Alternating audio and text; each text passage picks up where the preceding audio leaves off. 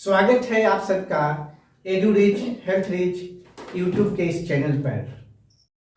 आइए सीखते हैं 100% सही ढंग से इंग्लिश बोलना लिखना इस सीरीज का पार्ट 4 वीडियो।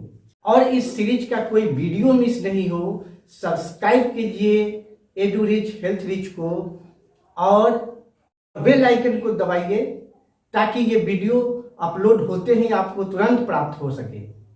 इसका यह वीडियो स्किप कर बिल्कुल नहीं देखें। देखिए इसमें बहुत सारा रिसर्च, बहुत सारा न्यू टेक्निक डाला गया है जो आपके नॉलेज को बहुत इनरिच करेगा, ठीक है, और आपको कॉन्फिडेंस देगा इंग्लिश बोलने में और लिखने में। हमारे सभी लर्नर्स इसको बगैर स्किप किए हुए वीडियो को अंत तक पूरा जरूर देखिए। प्रेजेंट परफेक्ट कॉन्टिन्यूअस टेंस के हिंदी वाक्यों के अंत में जब ताते ती रहा रही रहे, है हो हूं हैं रहे, तो समझ लेना चाहिए कि यह हिंदी वाक्य प्रेजेंट परफेक्ट कंटीन्यूअस टेंस का है। प्रेजेंट परफेक्ट कंटीन्यूअस टेंस के हिंदी वाक्यों से यह पता चलता है कि काम पास्ट में स्टार्ट हुआ और अभी जारी है, ठीक है, वर्तमान में जारी है। जैसे कि देखिए राम 2 घंटों से खेलता रहा है, ठीक है, तो 2 घंटों से पास्ट में बहुत पहले से काम स्टार्ट हुआ, ठीक है, और ये वर्तमान में जारी है। तो हम ये समझते हैं कि यह सेंटेंस, यह हिंदी वाक्य प्रेजेंट परफेक्ट कंटीन्यूअस टेंस का है। अब आइए इन हिंदी वाक्यों को इंग्लिश में ट्रांसलेट करते हैं। तो ट्रांसलेट करने से पहली बात क्या है कि हम सबसे पहले हिंदी वाक्य को देख करके, फॉर्म्स को देख करके, हिंदी वाक्य के रूप को देख करके यह पहचान करें कि यह किस टेंस का है, ठीक है। तो किस टेंस का है, पहले यह पहचानने के लिए हम क्या करते हैं, खेलता रहा है, ता, देखिए ये ताते ती इसको पूरा करता है, रहा इस फॉर्मेट को पूरा करता है, और है यहां से ये पूरा करता है, ठीक है।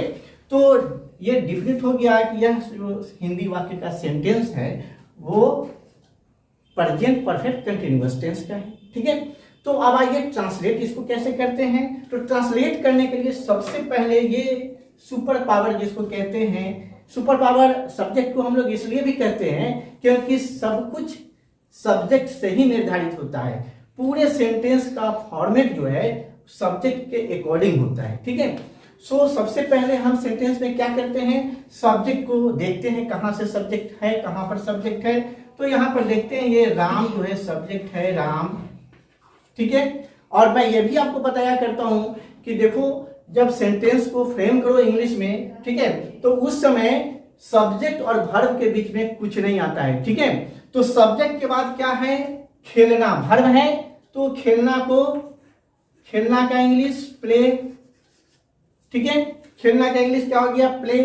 बट रहा रही रहे, है हो हूं को कंप्लीट करने के लिए हैज या हैव बीन का इस्तेमाल होता है और वर्ब को आईएनजी रूप में चेंज करते हैं, ठीक है।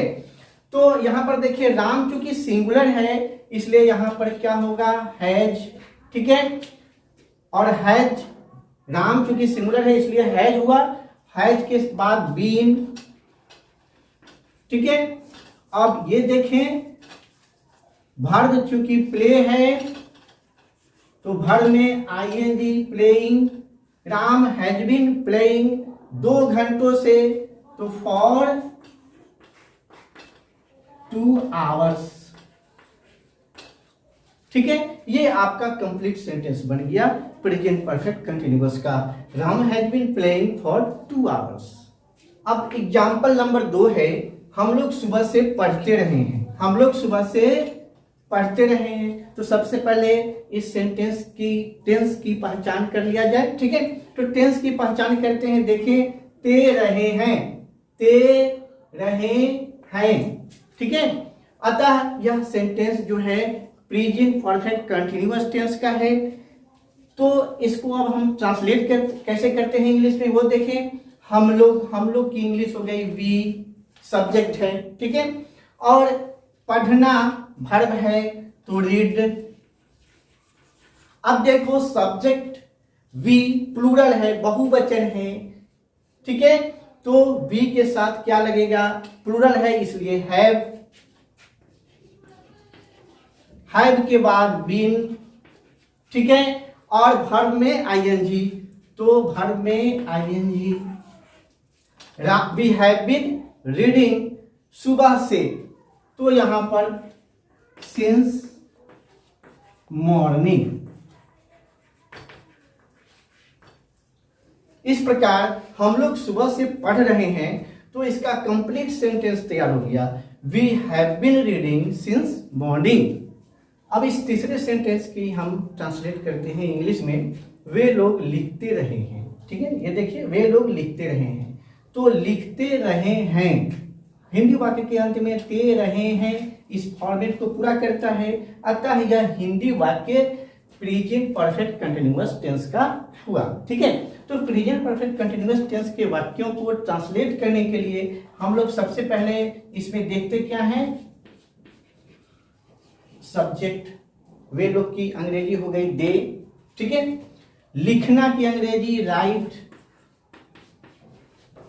ठीक है, और रहे ते रहे हैं के लिए हम लोग क्या लगाते हैं, has, have been plus verb में आईएनजी, ठीक है। तो दे चूंकि प्लूरल है, बहुवचन है ना, तो दे के साथ क्या लगेगा, have, they have been, they have been, verb में ING writing, they have been writing, full stop. तो वे लोग लिखते रहे हैं, इसका कंप्लीट सेंटेंस ये बनकर के आता है, they have been writing. Clear students, listen me, देखिए एक पैटर्न बनता है प्रेजेंट परफेक्ट कंटिन्यूअस टेंस का, ठीक है, प्रेजेंट परफेक्ट कंटिन्यूअस टेंस का एक पैटर्न बनकर के तैयार होता है, वो है सब्जेक्ट प्लस हैज या हैव बीन प्लस वर्ब में आईएनजी और प्लस ऑब्जेक्टिव जो कुछ भी हो, ठीक है। तो ये पैटर्न आपका हो गया। जितने भी प्रेजेंट परफेक्ट कंटिन्यूअस टेंस के सेंटेंस को आप आइडेंटिफाई करेंगे, उनको इसी पैटर्न पर बनाएंगे, ठीक है। अब इस सेंटेंस में, प्रेजेंट परफेक्ट कंटिन्यूअस प्रकार के टेंस में कुछ कंफ्यूजन आपको आ सकती है, ठीक है। वो कंफ्यूजन क्या है, मैं अभी दूर करता हूं, ठीक है। देखें, वे लोग पढ़ रहे हैं, ये है आपके दे आर रीडिंग, ठीक है, और ये वाक्य आपका प्रेजेंट कंटिन्यूअस टेंस का है, ठीक है, प्रेजेंट कंटिन्यूअस टेंस का, ठीक है। और प्रेजेंट कंटिन्यूअस टेंस में यदि पॉइंट ऑफ टाइम सुबह से, पीरियड ऑफ टाइम 3 घंटों से, है ना, इस वाक्य में जब जोड़ दिया जाए, इस वाक्य में शामिल कर दिया जाए पॉइंट ऑफ टाइम को और पीरियड ऑफ टाइम को, किस प्रकार के वाक्य में, प्रेजेंट कंटिन्यूअस प्रकार के वाक्य में, प्रेजेंट कंटिन्यूअस प्रकार के वाक्य में यदि हम पॉइंट ऑफ टाइम और पीरियड ऑफ टाइम को ऐड कर देते हैं, शामिल कर देते हैं, तब यह वाक्य आपका प्रेजेंट परफेक्ट कंटिन्यूअस टेंस का हो जाता है, ठीक है। एक बार फिर से सुन लीजिए, यह जो है प्रेजेंट कंटिन्यूअस टेंस के वाक्य में हम पॉइंट ऑफ टाइम और पीरियड ऑफ टाइम जब हम जोड़ देते हैं, शामिल कर देते हैं, तब यह वाक्य बन जाता है प्रेजेंट परफेक्ट कंटिन्यूअस, और यह भी आपका प्रेजेंट परफेक्ट कंटिन्यूअस 6 नंबर की हो गया, ठीक है। अब हम आपको जब ट्रांसलेशन बनाने की बात आएगी, है ना, तो बस प्रेजेंट परफेक्ट कंटिन्यूअस टेंस के जो वाक्य का पैटर्न है, उस आधार पर इसका ट्रांसलेशन बनेगा, ठीक है। तो देखिए इसका ट्रांसलेशन किस प्रकार बनेगा। 5 नंबर में वे लोग की इंग्लिश हो गई दे, ठीक है, पढ़ना वर्ब है तो रीड, ठीक है, और चूंकि प्रेजेंट परफेक्ट कंटिन्यूअस टेंस का है, दे प्लूरल है तो हैव बीन, ठीक है, और वर्ब में ING, they have been reading सुबह से, ठीक है, तो since morning, since morning.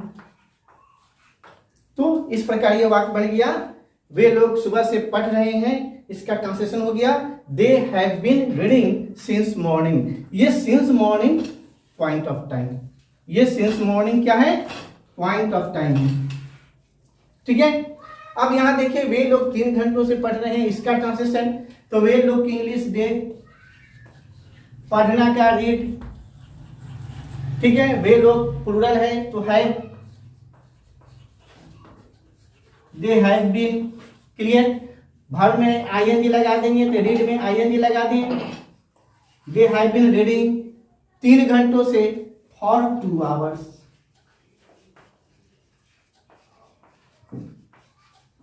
For 2 hours, तो ये period of time.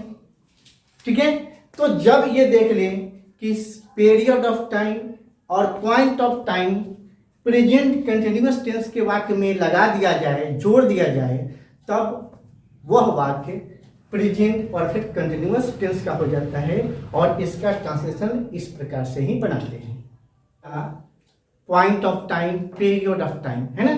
Point of time में हम सिंस लगाते हैं से के लिए, और पीरियड ऑफ टाइम में से के लिए फॉर लगाते हैं। ठीक है, तो इन दो चीजों को शार्प तरीके से हम आपको बताते हैं। देखिए, फॉर सिंस का अच्छी तरह से प्रयोग सीख लीजिए बगैर डाउट का। ठीक है, यहां पर ये देखते हैं सिंस मीन्स बी से और फॉर मीन्स बी से। ठीक है, और ये प्रायः आपको प्रेजेंट परफेक्ट कंटिन्यूअस टेंस के वाक्यों में आता है, point of time and period of time. ठीक है, पॉइंट ऑफ टाइम क्या है, पीरियड ऑफ टाइम क्या है, इसको देखिए। पॉइंट ऑफ टाइम की हिंदी मीनिंग है निश्चित समय, समय बिंदु, माने काम किस टाइम से स्टार्ट किया है, किस पॉइंट से स्टार्ट किया है, इस बात की जानकारी हो तो सिंस का प्रयोग करें। ठीक है, और फॉर पीरियड ऑफ टाइम, समय अवधि, समय अंतराल, मोटा मोटी समय जिसको कहते हैं, है ना। तो इस प्रकार का सिचुएशन जब आए, पीरियड ऑफ टाइम हो, तो हम फॉर का प्रयोग करते हैं। इसको इस प्रकार समझिए, जैसे कि सप्ताह में Sunday, Monday, Tuesday, Wednesday, Thursday, Friday, Saturday, ये 7 दिन होते हैं। सप्ताह में कितने दिन हो गए, 7 दिन होते हैं। ठीक है, और मैं ये कहूं कि वह 7 दिनों से पढ़ रहा है, तो 7 डेज, 7 डेज कहने से, 7 दिन कहने से ये समय अवधि का बोध होता है। ठीक है, time period, period of time का बोध होता है। ठीक है, तो जब पीरियड ऑफ टाइम का बोध हो तो क्या लगाएं, से के लिए फॉर 7 डेज। ठीक है, अब ये सप्ताह के 7 डेज हैं। 7 डेज में देखिए संडे, मंडे, ट्यूसडे, हम ये कहें कि वह ट्यूसडे से, मंगलवार से पढ़ रहा है, वह मंगलवार से पढ़ रहा है ना। तो मंगलवार क्या हो गया, हमको एग्जैक्ट पता है, निश्चित समय पता है, पॉइंट ऑफ टाइम हमको पता है, ये पॉइंट ऑफ टाइम है, पॉइंट ऑफ टाइम है जहां से काम शुरू हुआ है। ठीक है, तो ट्यूसडे में क्या लग जाएगा, सिंस ट्यूसडे। ठीक है, इसी प्रकार से शनिवार से सिंस सैटरडे, क्योंकि पॉइंट ऑफ टाइम है सैटरडे, शनिवार से निश्चित रूप से हमको पता है कि शनिवार से काम शुरू हुआ है। ठीक है, तो सिंस सैटरडे। ठीक है, बट हम कह देंगे 2 दिन, 4 दिन, 10 दिन, 20 दिन से काम हो रहा है। ठीक है, 40 दिन से काम हो रहा है, 365 दिन काम हो रहा है। ठीक है, तो यहां पर फॉर 10 डेज। क्लियर, तो काफी क्लियर हो गया है कि पॉइंट ऑफ टाइम और पीरियड ऑफ टाइम।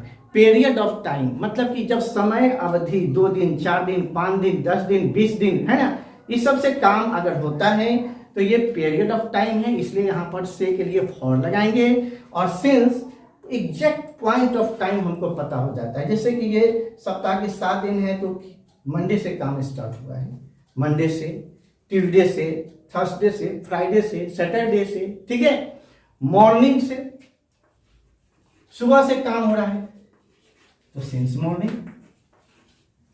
ठीक है, 2 घंटे से काम हो रहा है तो फॉर 2 डेज, फॉर 2 आवर्स। ठीक है, नाइट से काम शुरू हो रहा है तो सिंस नाइट। ठीक है, तो आपको काफी क्लियर है पॉइंट ऑफ टाइम और पीरियड ऑफ टाइम। यहां पर हमने टाइम को घंटों में लिया है। अब देखिए 6 बजे सुबह होती है, 6 AM, 7 AM, 8 AM, 9 AM, 10 AM, 11 AM। ठीक है, 12 के बाद PM स्टार्ट होता है, 1 PM, 2 PM, 3 PM, 4 PM, 5 PM। ठीक है, तो यदि मुझे कहा जाता है कि वह 2 घंटों से पढ़ रहा है ना, तो 2 घंटों से 2 आवर्स क्या है, 2 आवर्स, ठीक है। तो ये क्या है, ये टाइम स्पेन है, टाइम पीरियड है, पीरियड ऑफ ये टाइम है, ये टाइम इंटरवल है, गैप है टाइम का, ठीक है। तो इसमें हम क्योंकि ये पीरियड ऑफ टाइम है फॉर 2 आवर्स, फॉर लगा दिए, ठीक है। लेकिन अगर हमें यह कहा जाता है कि वह 6 बजे से पढ़ रहा है ना, वह 6 बजे से, ठीक है, तो 6 बजे क्या है, निश्चित समय हमें पता है, पॉइंट हम टाइम का हमें पॉइंट पता है कि किस समय से किस टाइम से किस पॉइंट से काम स्टार्ट हुआ है, ठीक है। तो सिंस 6 AM, ठीक है, सिंस 6 AM या सिंस 6 o'clock, 6 बजे से, ठीक है। तो देख ले, काफी क्लियर है, यहां पर भी आपको हो जाता है कि जब टाइम, ठीक है, पीरियड में रहे, ठीक है, टाइम पीरियड में रहे, समय अवधि में रहे, तो for 2 hours, for 3 hours, for 4 hours, has been reading for 4 hours, ठीक है। तो फॉर 4 आवर्स, 4 घंटों से, ये निश्चित समय हमें नहीं पता है कि काम किस बिंदु से स्टार्ट हुआ है, किस बिंदु से शुरू हुआ है, तो हमको पॉइंट पता नहीं है, पीरियड ऑफ टाइम है, इसलिए for 2 hours, for 3 hours, for 10 hours, ठीक है। बट काम अगर 10 बजे से शुरू हुआ है तो 10 बजना, 10 बजे क्या है, पॉइंट ऑफ टाइम है, निश्चित समय है जहां से काम स्टार्ट किया है, वो पॉइंट है समय का जहां से वो काम शुरू हुआ है। तो सिंस 10 o'clock, CLOCK, ठीक है। देखिए हमने साल के महीनों का नाम लिखा है, जनवरी, फरवरी, मार्च, अप्रैल, मई, जून, जुलाई, अगस्त, अक्टूबर, नवंबर, दिसंबर, यू कैन राइट, आप ये भी लिख सकते हैं, ठीक है। तो जनवरी, फरवरी, मार्च, अप्रैल, अब जैसे कि मैं जनवरी से पढ़ रहा हूँ, ठीक है, मैं जनवरी से पढ़ रहा हूँ, तो I have been reading since January, है ना, यहां पर से का क्या लगेगा, सिंस जनवरी, सिंस जनवरी, ठीक है। जनवरी इसलिए सिंस जनवरी क्योंकि हमें निश्चित समय पता है, समय का पॉइंट हमें पता है जहां से काम शुरू हुआ है, ठीक है। और यहां पर यह कहा जाए कि मैं 2 महीनों से पढ़ रहा हूं, मैं 4 महीनों से पढ़ रहा हूं, मैं 10 महीनों से पढ़ रहा हूं, तो ये क्या है, पीरियड ऑफ टाइम है, एक टाइम स्पेन है, टाइम अवधि है, समय अवधि है, ठीक है।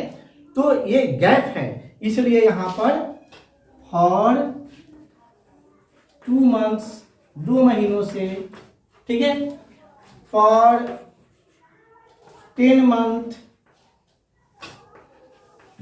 10 महीनों से, क्लियर है। वह दिसंबर से पढ़ रहा है ना, तो सिंस दिसंबर, इसलिए कि ये हमें पॉइंट पता है, दिसंबर निश्चित महीने से पढ़ रहा है, दिसंबर से पढ़ रहा है, हमें टाइम का पॉइंट पता है, इसलिए सिंस, ठीक है। और जब पीरियड हो तो फॉर, अवधि हो तो फॉर। और एग्जाम्पल प्रस्तुत है, ये देखिए 2015, 2016, 2017 to 2021, ये हमने वर्ष लिखे हैं, ठीक है, ठीक है। तो 2015, ठीक है, वह 2015 से पढ़ रहा है, ठीक है, he has been reading since 2015, तो 2015 से, ये तो सिंस 2015, क्यों, क्योंकि एग्जैक्ट हमको टाइम का पॉइंट पता है, निश्चित समय का पता है, ठीक है। तो हम यहां पर लगा दिए सिंस 2015, सिंस 5 जनवरी 2016, वह 5 जनवरी 2016 से पढ़ रहा है, ठीक है। तो सिंस एग्जैक्ट पॉइंट हमको पता है, ठीक है, तो यहां पर सिंस का प्रयोग करेंगे, ठीक है। बट अब वह 4 सालों से पढ़ रहा है ना, तो फॉर 4 इयर्स,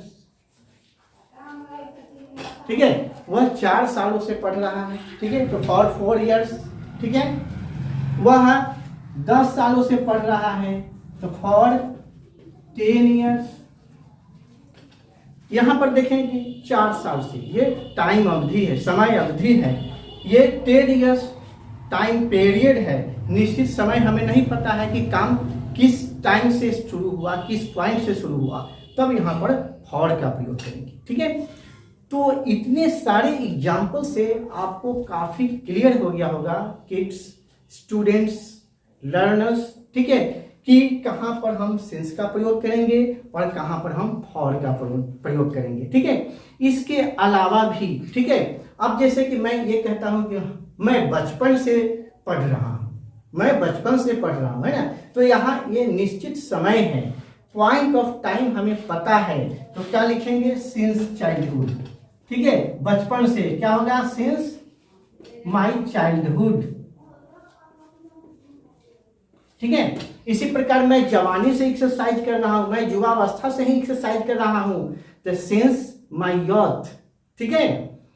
इस प्रकार से जहां कहीं भी आप देखें कि पॉइंट ऑफ टाइम नजर आए जहां कहीं भी, तो सिंस का प्रयोग करें, और जहां कहीं भी पीरियड ऑफ टाइम नजर आए वहां आप फॉर का प्रयोग करें, ठीक है। ये काफी क्लियर फंडा है और आप भी काफी शार्प हो गए होंगे, कोई कंफ्यूजन नहीं रहा है फॉर सिंस के प्रयोग में। हमारे व्यूअर्स, सभी लर्नर्स ये जान लें कि फ्रॉम मीन्स भी से होता है, मगर इसकी जानकारी हम लेंगे अगले वीडियो में। 100% सही ढंग से अंग्रेजी बोलना लिखना सीखें, यह कोर्स बिल्कुल फ्री है, तो मैं आपसे आग्रह करता हूं कि यह कोर्स मुफ्त में अपने सभी पड़ोसियों को, सभी दोस्तों को भी शेयर करें, बताएं।